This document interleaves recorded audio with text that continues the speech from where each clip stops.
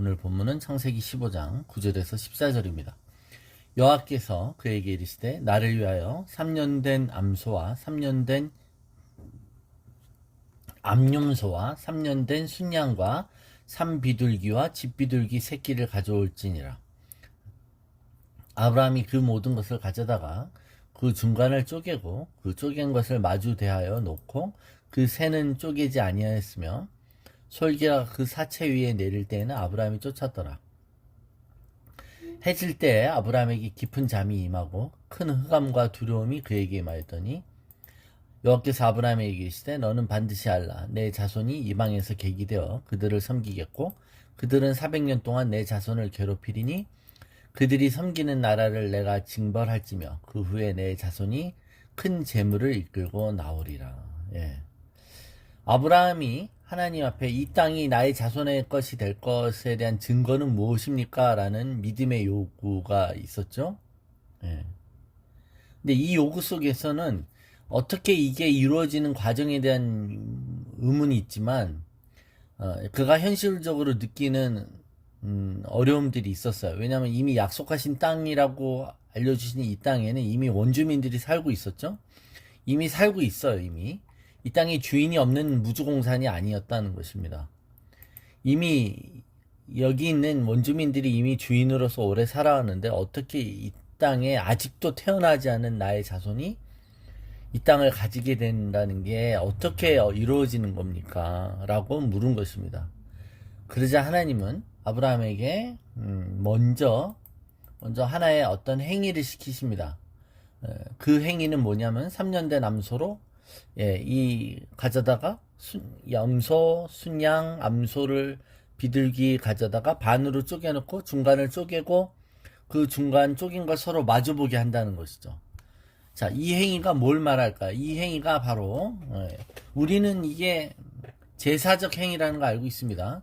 근데 이 제사라는 건 실제 계약 행위예요. 계약 행위.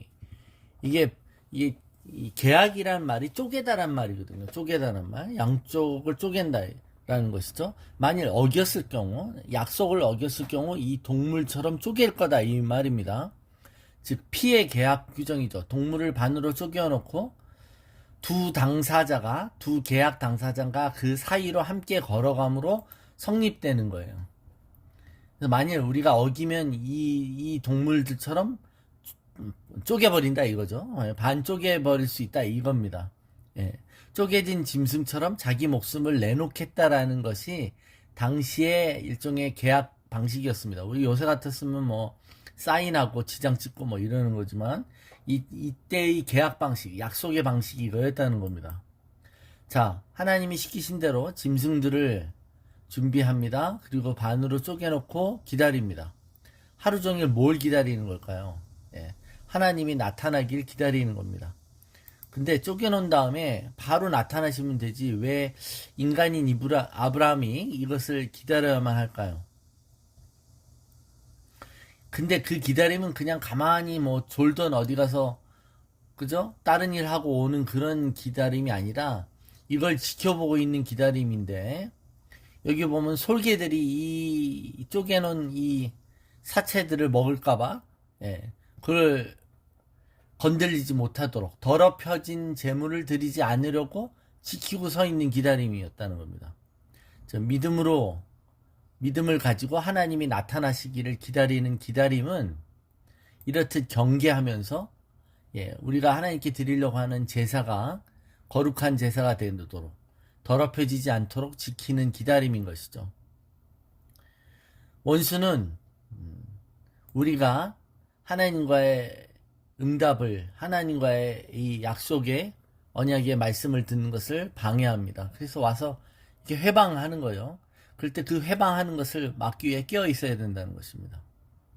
자, 해질 때까지 기다렸습니다. 그때 아브라함이 깊은 잠이 임하고 그때 말씀하십니다. 자, 아브라함을 잠들게 하시죠. 그죠? 아담을 잠들게 하셔서 하와를 만드신 하나님이 아브라함을 일부러 비몽사몽을 만들으셨을까요? 오히려 아닌 겁니다, 여러분. 우리가 비몽사몽이 되는 것은 오히려 분명히 알아듣게 하기 위해서인 것이죠. 너는 반드시 알라고 하잖아요. 하나님의 음성을 들을 때 우리의 이성이 배제된 상태, 우리의 선입견이 배제된 상태가 오히려 더 선명하게 들을 수 있는 상태가 되기도 하죠. 예. 그래서 약간 가사 상태 같은 약간 비몽사몽한 상태가 어떻게 되냐. 일부러 그래서 여러분 그 상태가 되려고 어떻게 노력해요? 기도하면 되는 겁니다. 기도하면. 여러분. 흔히 우리 하다가 나는 기도만 하면 졸려요 그러잖아요. 아, 얼마나 좋은 상태예요. 기도하다가 졸면 하나님의 음성을 들을 수 있어요. 예, 농담이 아닙니다. 예. 자, 하나님이 말씀하십니다. 너는 반드시 알라. 뭘 알라는 거죠? 예, 똑똑히 알아두라는 것이죠.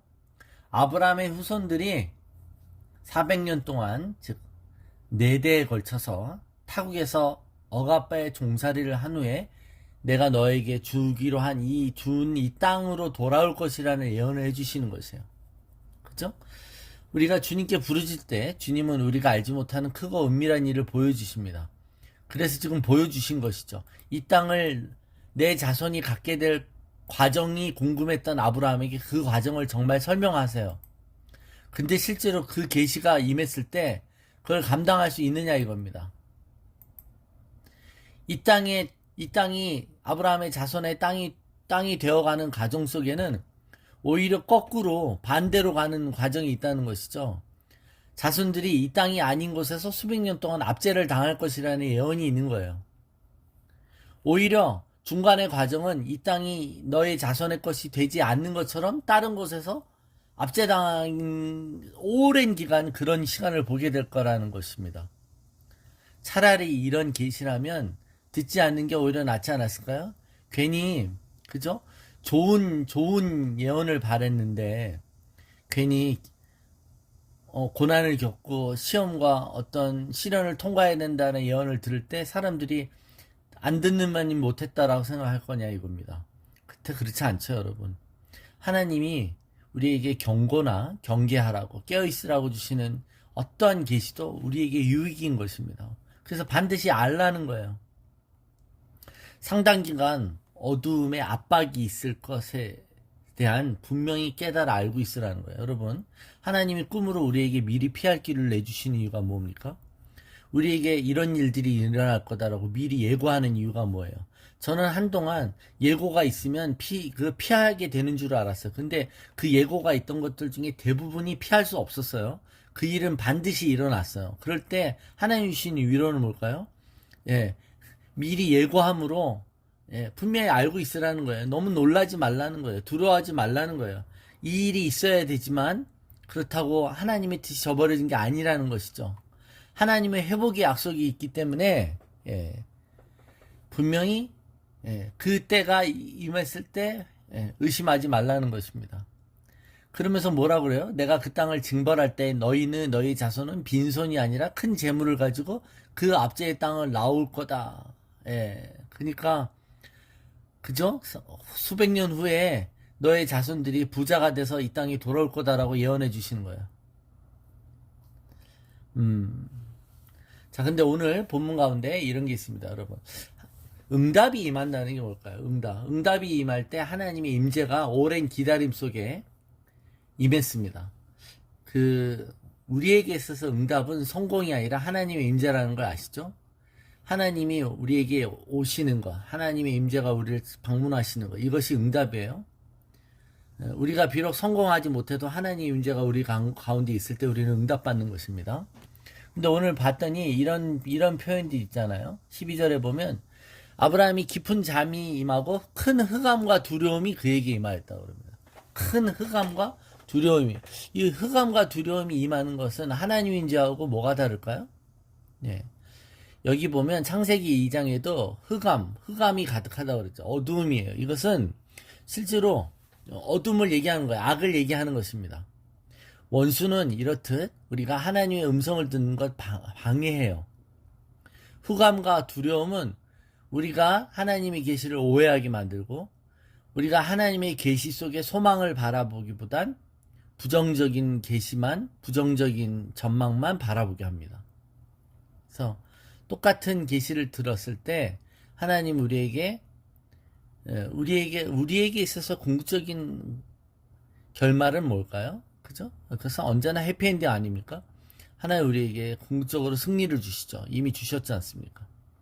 근데 그 과정 속에 그것을 이겨낼 힘을 주시잖아요. 우리를 강하게 해달라고 했을 때 하나님 우리가 강할 수 있는 어떤 어려움들을 허락하시죠. 그죠?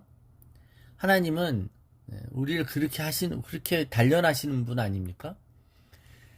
그래서 우리에게 실질적인 강함이 뭔지 알게 하시는 것처럼, 어둠으로 인해 두려움을 느낍니다. 영적인 어두움을 보게 하시는 거예요. 그래서 여러분, 하나님의 임재가 임할 때, 우리의 역설적인 이 현상이 있어요. 하나님 임재가 임할 때, 마귀가 또 방해하고, 마귀가 또 이렇게 더 회방하는 것이 더 강해질 수 있다는 겁니다. 그래서, 원수가 우리를 유혹하거나 공격할 때 우리는 낙심하지 않아야 돼요. 왜냐하면 이것은 하나님의 큰 임재와 축복과 영광에 대한 또 다른 반증이고 하나의 전조 현상이기 때문에 그렇습니다. 이것이 영적인 법칙입니다. 오늘 아브라함은 하나님으로부터 응답을 받습니다. 그것은 하나님이 다시 한번 인간인 아브라함과 언약, 양 당사자 간의 계약의 형태를 취하게 하심으로 그분의 임재로 그에게 다가오시는 것입니다. 그리고 정말 앞으로 있게 될 일들을 알게 해주시는 것이죠. 오늘도 저와 여러분에게 하나님의 계시와 또 하나님의 응답이 임하기를 축원합니다. 그것이 무엇이든 여러분, 하나님으로부터 메시지가 왔다면 즐거워하고 기뻐하고 환영하십시오. 당장 내가 바라는 돌파가 일어나지 않을지라도 하나님의 임재와 하나님의 뜻과 하나님의 계시가 우리에게 임했다면 그것은 반드시 우리에게 소망과 또 우리에게 유익이 되는 것을 믿으시기 바랍니다.